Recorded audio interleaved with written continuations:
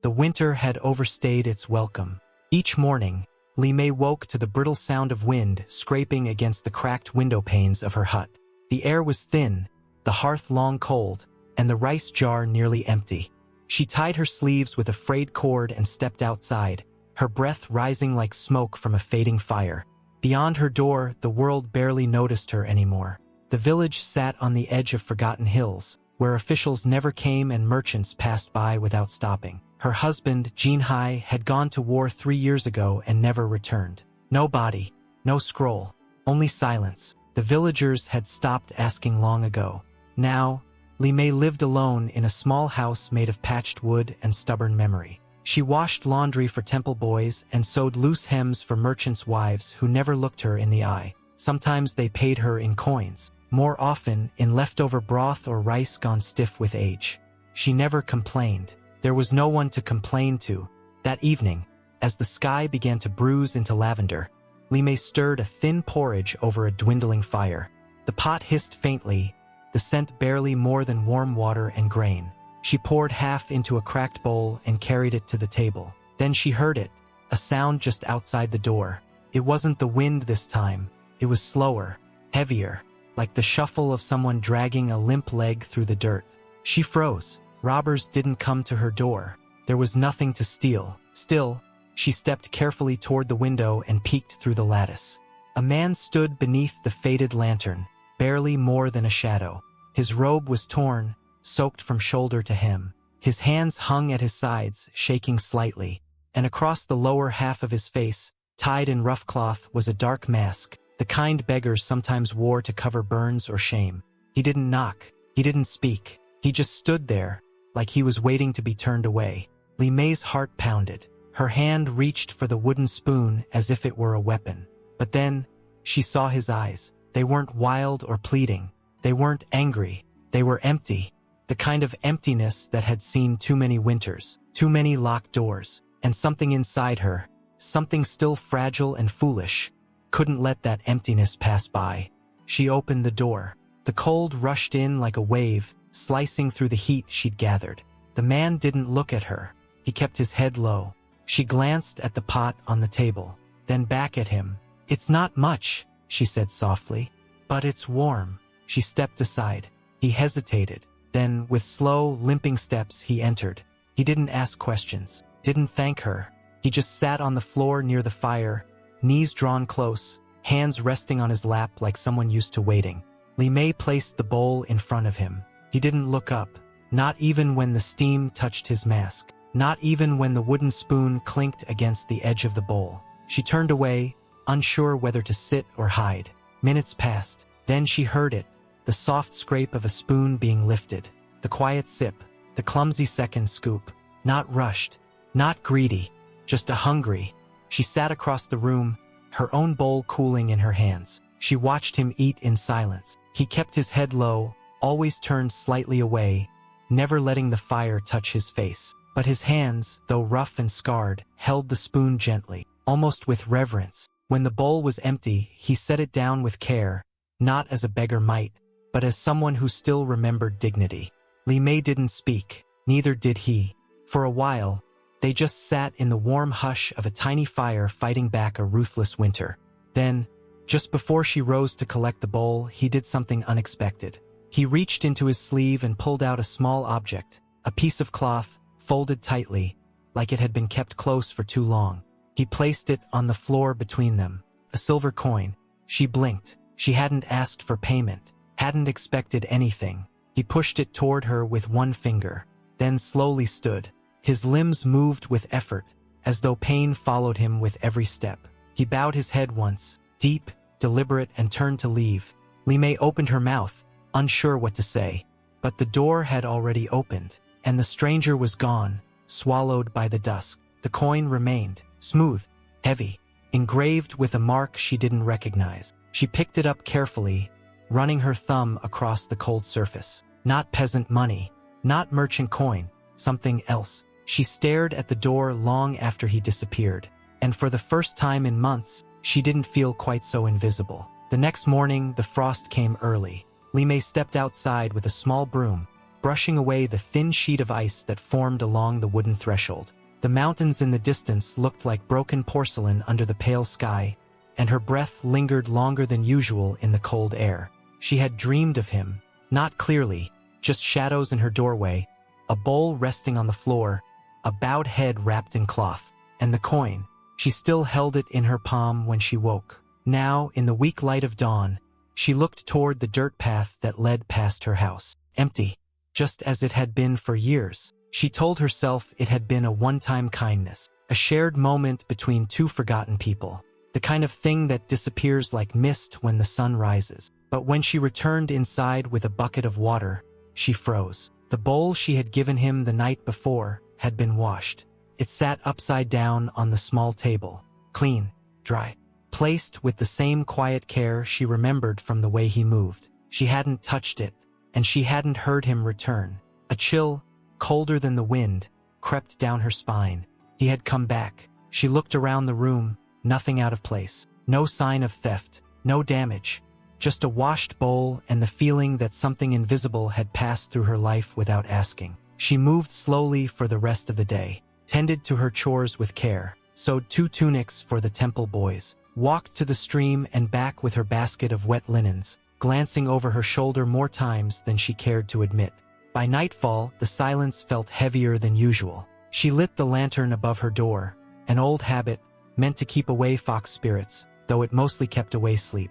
And then, she saw him, again, standing just beyond the lantern's light, where the glow met the shadow. Same robe, same cloth mask, same silence, but this time he carried something. A bundle wrapped in dark blue cloth. His hands were steady, intentional. She opened the door but didn't speak. Neither did he. He stepped forward and, without meeting her eyes, placed the bundle on the ground at her feet. Inside, dried mushrooms, 2 carrots, a single sweet potato, and a fistful of rice. Enough for a real meal. Lieme looked up. "You didn't have to bring anything," she said, her voice softer than she expected. The man inclined his head slightly, not quite a nod, but not refusal. She stepped aside. He hesitated again, then crossed the threshold like someone who had once been allowed into homes and hadn't quite forgotten the weight of being invited. Inside, he sat near the fire again, this time without waiting to be asked. She busied herself preparing the food, grateful for something to do with her hands. Her fingers moved from habit, slicing, boiling, adding dry ginger to the pot. The warmth began to spread through the room, carrying the scent of something better than water and grain. Still, he said nothing, not even when she set a bowl in front of him, not even when she poured him tea in the cracked cup she used only for guests. But she noticed something this time. His hands weren't as dirty as before. His movements, though careful, were not clumsy. And when he accepted the tea, he held the cup like someone used to porcelain, not tin. Not a vagrant, not a beggar, not exactly. He lifted his mask slightly, just enough to drink. She caught a glimpse of his jaw, clean-shaven, pale. A scar, small but deep, near his chin. Not from street fights or sickness. No, this was precise, like something left by steel. He didn't flinch under her gaze, but he didn't meet it either. After eating, he placed the spoon across the bowl in perfect alignment and reached into his sleeve once more. Lieme tensed. He withdrew something small, another coin, identical to the first. He set it beside the bowl, then stood. But before he reached the door, he paused. "You could have closed the door," he said. His voice was quiet, low, rough around the edges like it hadn't been used in days. "But you didn't." She swallowed. "You looked hungry." He turned his head slightly, just enough for her to see his eyes. And for the first time, they weren't empty. They were searching. Quiet nod. Then he stepped outside, letting the cold rush in again. This time, she closed the door behind him, gently. She sat for a long time afterward, staring at the coins, the bowls, the place where he had been. And somewhere deep in the walls of her quiet home, something had shifted. Not loudly, not suddenly, but completely, as if the room now remembered another presence, another heartbeat. And she knew, without needing to say it aloud, he would return. By the third evening, the lantern above Lieme's door no longer flickered alone. It burned steady, expectant. She had begun preparing 2 bowls instead of 1. Not because they had spoken, Not because there had been any promise, but because she knew somehow that he would come again. And he did. Always at dusk, always silent, always with something tucked inside his robe. Dried herbs, a twist of tea leaves, once even half a loaf of millet bread wrapped in silk cloth that didn't belong to a man who begged for food. She didn't ask, she just cooked. And in the quiet between them, a rhythm took root, slow, steady, careful. But silence, in a village as small as theirs, was rarely left alone for long. It started with the widow from 2 doors down, Madame Shin, who sold boiled peanuts and had ears sharper than her knives. "She's feeding someone," she whispered in the marketplace. "Late at night. A man, I think. A strange one." Then came old Lu, who once tried to offer Lieme firewood in exchange for her company. "I saw him," he muttered to a passing monk, "tall, lurking near her porch, face covered. Could be a thief, or worse." Soon, whispers clung to her name like soot. She felt it when she walked through the temple gate, the way the monks looked away too quickly. She saw it in the eyes of the market girls who used to nod politely and now simply turned their backs. On the 5th day, someone left a small pile of ash at her doorstep. Not from her hearth, from joss paper, burned offerings for the dead. It was a warning. That evening, Lieme scrubbed her floor harder than usual. Her hands trembled as she rinsed the rice. She told herself not to light the lantern. But when the sky dimmed, her fingers moved toward the matchbox anyway. She told herself he might not come. But when the knock finally came, not loud, just 2 soft taps, she opened the door without hesitation. He stood there, soaked from the waist down, the hem of his robe splashed with mud. She stepped aside. He entered.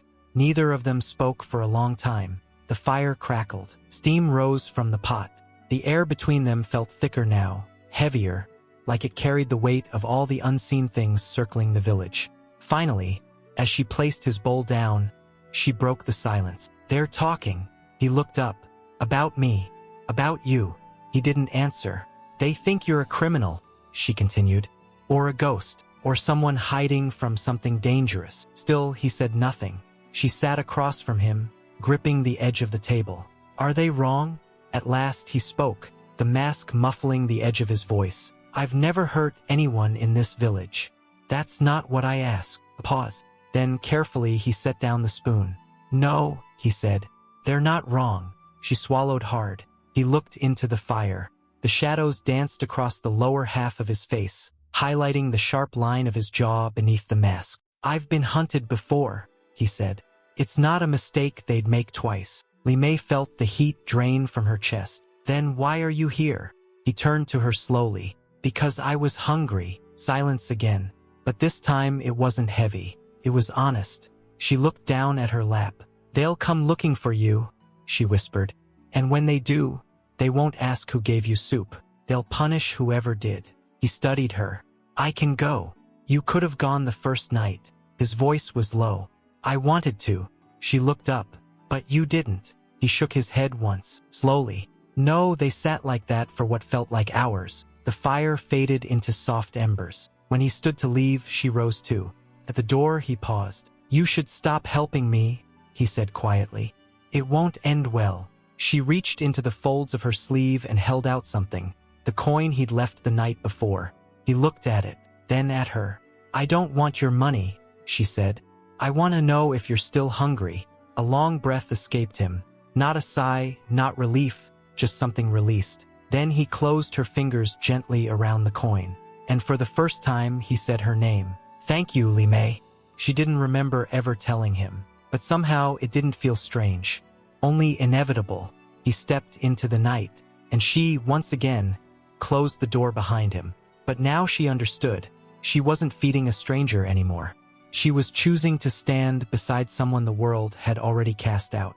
And soon, the world would notice. The sky darkened earlier than usual, not with sunset, but with a heaviness that came from clouds that carried no rain, only tension. The village felt it before it understood it. Children played closer to home.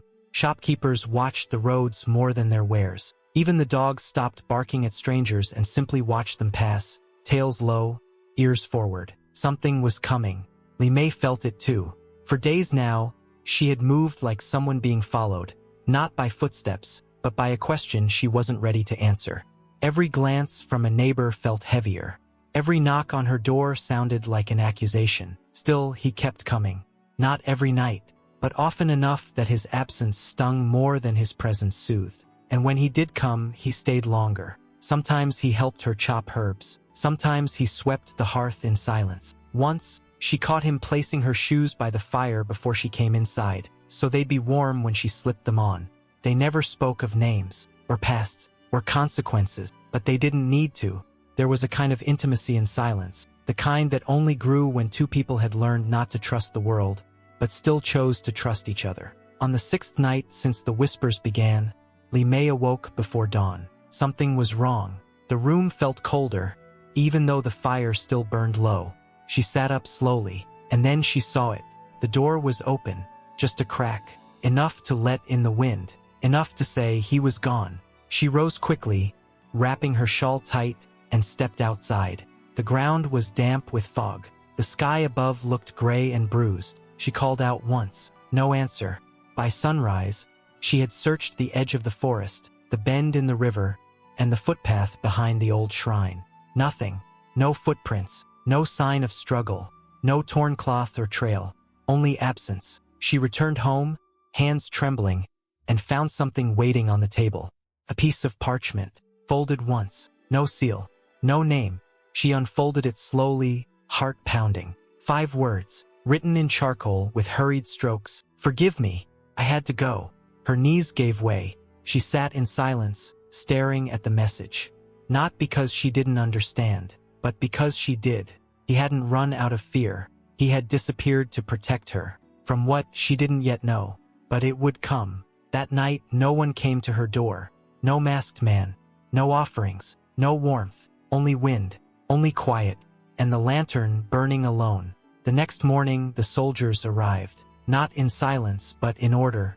A long, dark line of armored horses moving down the main road, their banners low, their faces unreadable. The villagers gathered in stunned silence. No one knew who they were, but they were clean, disciplined, and unmistakably royal. 100 soldiers, no more, no less. They didn't stop at the inn, or the temple, or the magistrate's broken gate. They stopped at her house. Lieme stood frozen on the threshold, the wind pushing her shawl against her frame. The captain dismounted first, a tall woman with gray in her braid and a gaze that cut like steel. She stepped forward, removed her glove, and reached into her coat. Then she knelt and held out a scroll. Red seal, gold thread, imperial dragon. You are summoned, she said, voice calm but clear. By order of the 4th prince. Lieme didn't speak, didn't move. Behind her, the villagers gasped. One woman dropped her basket. A child burst into tears. Old Lou muttered a prayer as if the gods could reverse what they had just witnessed. The captain remained kneeling, waiting, not for her fear, but for her decision. Slowly, Lieme stepped forward. She took the scroll in both hands. Her voice, when it came, was quiet, but steady. I'll come. The soldiers rose in unison. No chains, no accusations, no threats, only formation, only silence. As she passed through the crowd, no one dared speak, because Lieme, the widow who once washed rice in silence and gave away soup in the dark, was no longer invisible. She was the woman 100 soldiers had come for, and no one understood why. They didn't come with horns or flags. There were no drums to announce them, no shouting, no chaos, just a rhythm of hooves, slow and synchronized, echoing down the frozen dirt road like the ticking of a great clock. One after another, the soldiers rode in black armored, expressionless, dustless, and terrifyingly precise. 100 of them, each bearing the same crest, a golden dragon with a missing claw. Villagers stepped out of their homes, bowls in hand, eyes wide. Someone dropped a sack of rice. Pot shattered. Children were pulled indoors. Doors slammed shut behind cloth curtains. No one said a word, because no army, no envoy, no one of such stature had ever come to this place, and certainly not for her. Lieme stood just outside her hut, the early light washing her in silver. Her shawl fluttered at her sides, and her fingers were still curled around the scroll she had received. The woman who had led the formation, tall, straight-backed, her braid wrapped in copper thread, stepped down from her horse. She bowed once, not deeply but deliberately, Lieme, she said. The summons has been given. The decision is yours. Lieme didn't answer right away. She could feel the eyes of the village on her. They watched from windows, behind fences, behind walls. The same people who had called her strange, who had whispered behind her back, who had dropped ash on her doorstep. Now they said nothing, because 100 soldiers had come, and the only name they asked for was hers. She looked at the woman. "If I refuse?" she asked. "You won't," the woman replied simply.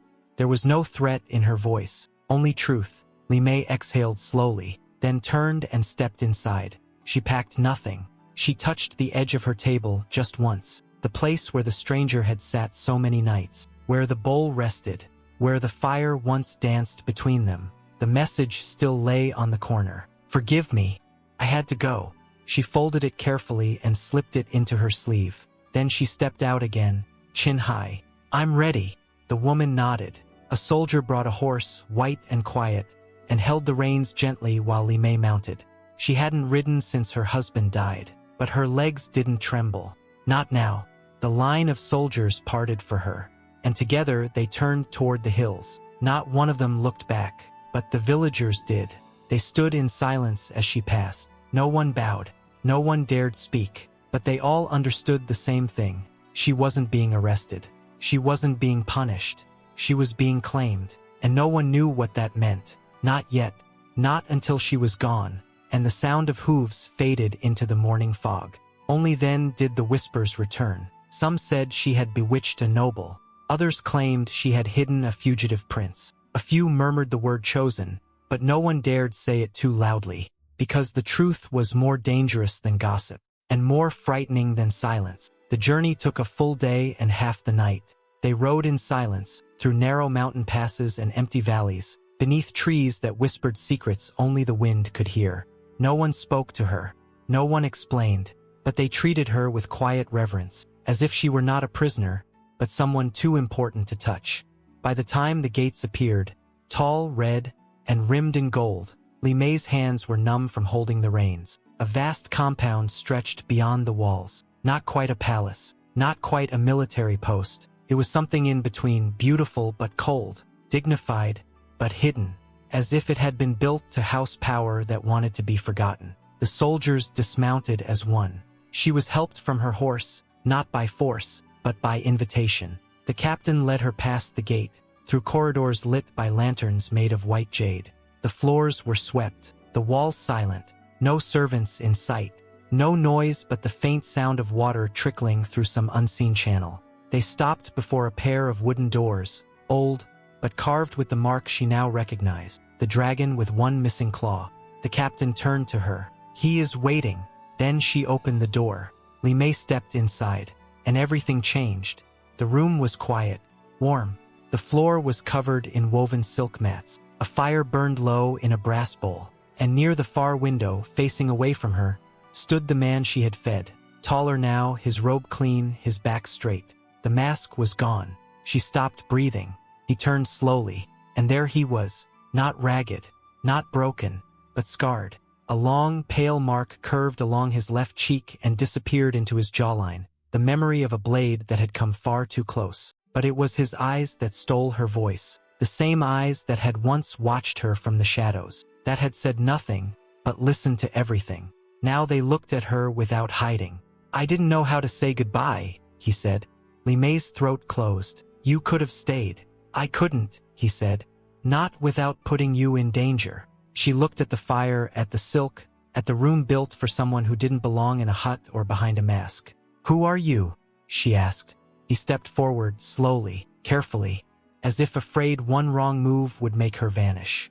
"My name is Renjiao," he said, "fourth son of the emperor, former commander of the Eastern Fleet, and most recently, a man hiding in rags behind your door." She stared at him, numb. "I was attacked by my own guard," he said. "Someone tried to erase me, strip my name, burn the records. I escaped, but I was broken, and no one knew if I lived." He paused. "Until you fed me." Lieme took a step back. "Why me?" He looked at her then, really looked. "Because you didn't ask who I was," he said. "You only asked if I was hungry." The words landed like rain on dry earth. She had no response, so he continued. I never planned to return to court. I didn't trust anyone, not after what they did. I thought, if I stayed hidden long enough, the world would forget me. That would be safer. He paused, voice lower. But then you opened your door. She turned her face slightly, not wanting him to see the heat rising to her eyes. He stepped closer. I came back that second night just to say thank you. But you lit the lantern. You made rice. You looked at me like I still existed. And then you left, she whispered. I had to, he said. I thought they were close. I thought if they found me near you, they'd silence you too. He exhaled. But they weren't close. I realized too late. And when I came back for you, you were gone. She looked up. You came back. I did. His voice broke slightly. But I was too late. The villagers said soldiers had taken you. That's when I summoned my men. To find you. To bring you here. Safely. With honor. Lieme's heart pounded. You sent them? I sent all of them, he said. Every last one. She stared at him. The people think I'm a witch, she said. Or worse. Let them, he said. Let them talk. Let them wonder why 100 soldiers bowed to a woman who owns nothing but a quiet home and her name. He stepped forward. And let them realize the answer is simple. She blinked. He lowered his voice. I bowed first. Silence. Only the fire remained between them. Lieme stood very still. And for the first time since her husband died, she didn't feel small. She didn't feel pitied. She felt seen. And not by the world, but by one man. They gave her a room. Not one with tapestries and carved beams, but a quiet space with a window that opened to a garden of white plum trees. The bed was soft, the floors polished. Someone had left a tray of warm tea and a folded robe by the door. She didn't touch any of it. Not that night. She sat on the edge of the bed, hands in her lap, watching the branches sway in silence. How had her life turned so sharply? 1 week ago, she was washing rice water from her hands and patching the same curtain for the third time. Now a prince, a vanished son of the empire, had stood before her without his mask, saying things no one had ever dared. I bowed first. Those words circled in her chest like a lantern swinging gently in the dark. When morning came, she expected it to fade. The magic, the strange sense of being chosen. But instead, the doors opened again, not with summons, but with invitation. Renjiao was waiting in the garden. He wore no crown, no armor, only a long robe the color of river stone, and his scars bare to the sunlight. When she stepped outside, he looked at her and smiled like she was the first thing in the world that had made sense in years. They walked beneath the plum trees, not close enough to touch, but not far, just enough to breathe in the same rhythm. I never intended to come back to court, he said, not even to reclaim my name, but after you, he paused. I couldn't go back to being invisible. She looked down at the path. I'm not meant for this world, she said softly. I don't belong in palaces. I don't know how to speak in riddles or bow to people who think they're better. Renjiao nodded. Good, he said, because I'm tired of people who belong. She turned to him, surprised. He stopped walking. I don't need another court lady, he said, or a noble wife to sit by my side and smile for people who'd sooner kill me than serve me. I need someone who once gave half a bowl of rice to a man no one else would feed. Lieme's chest tightened. You say that now, she whispered. But what about when the rumors grow? When your enemies return? When they tell you I'm not worthy of standing beside you? Renjiao didn't blink. Then I'll remind them, he said, that I was dying when they abandoned me. And I lived because one woman didn't look away. The wind shifted. A petal landed in her hair. He stepped closer. I don't want you as a symbol, he said, or a secret, or a shadow behind the screen. His voice softened. I want you where everyone can see you. She stared at him, unsure if she was breathing. I'm not asking you to choose me, he added. I'm asking if I can keep choosing you. The words fell gently, like snow, not thunder, like a promise, not a plea. And Lieme, the widow with no dowry, no protection, and no voice in the world, finally understood what she had been waiting for all these years. Not a rescuer, not a crown, just someone who saw her. She nodded once. He reached out, slowly, giving her space to pull away. She didn't. His fingers found hers, not possessively, not carefully, but as if they had always meant to rest there. That afternoon, the palace didn't erupt in ceremony. No bells rang, no proclamations were made, but something shifted. The soldiers who passed her in the corridors bowed slightly lower. The servants spoke her name with more care, and Ren Zhao stood taller, no longer a prince in exile, but a man who had returned with his own answer to a world that had discarded him. Kindness is not weakness.